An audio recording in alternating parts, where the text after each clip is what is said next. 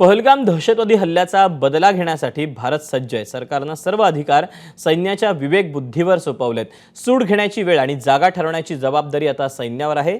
गेल्या आठवडाभरात भारतीय सेनेच्या तिन्ही दलांनी शत्रूला आपल्या तयारीचा ट्रेलर दाखवला। शत्रूच्या नापाक कारवायांची क्षणार्धात राखरांगोळी कशी झाली याची झलक आपल्या योद्धांनी दाखवून दिली। पाहुयात त्रिशक्तीच्या तयारीचा हा विशेष रिपोर्ट।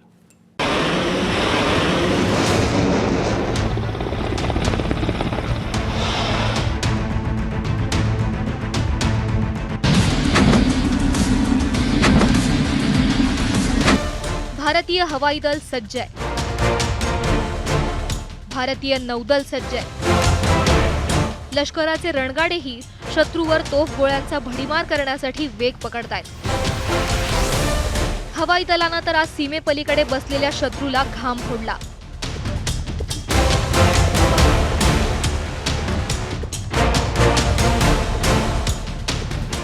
जेव्हा युद्धभूमीवरील योद्धा राफेल, शत्रूचा नाश करणारे सुखोई आणि जिहादी दहशतवाद्यांना जहन्नुममध्ये धाडणारे जग्वार या लढाऊ विमानांनी आकाशात उड्डाण केलं, तेव्हा पाकिस्तानचे पंतप्रधान शहबाज शरीफ पासून ते पाकिस्तानचे लष्कर प्रमुख आसिफ मुनीरपर्यंत सर्वांची झोप उडाली।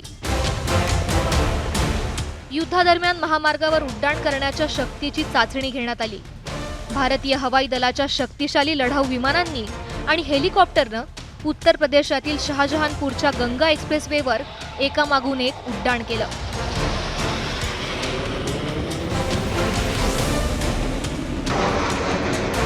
शहाजहानपूरमध्ये देशातील पहिली नाईट लँडिंग स्ट्रीप तयार करण्यात आली आहे। म्हणजेच आपत्कालीन परिस्थितीत रात्रीच्या अंधारातही गंगा एक्सप्रेसवेवर हवाई दलाची विमानं उड्डाण करू शकतात आणि उतरूही शकतात।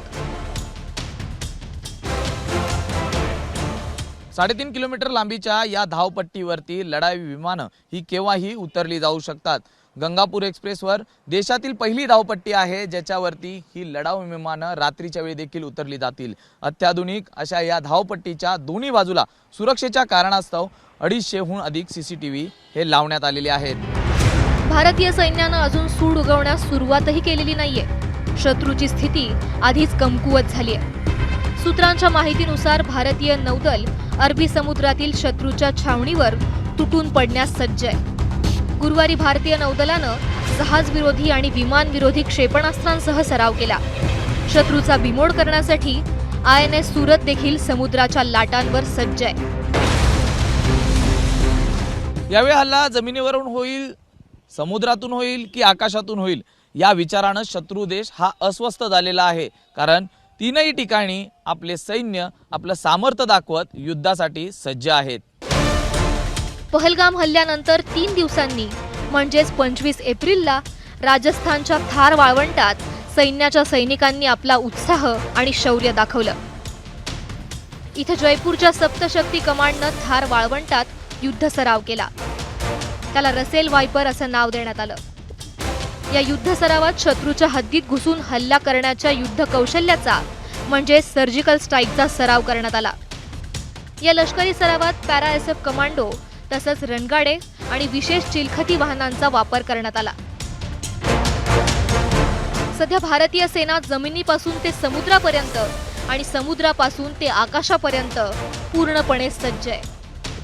तो दिवस दूर नाही जेव्हा पहलगाम हल्ल्याचा बदला घेण्याची सुरुवात होईल। ब्युरो रिपोर्ट, ABP माझा। ABP माझा, उघडा डोळे बघा नीट।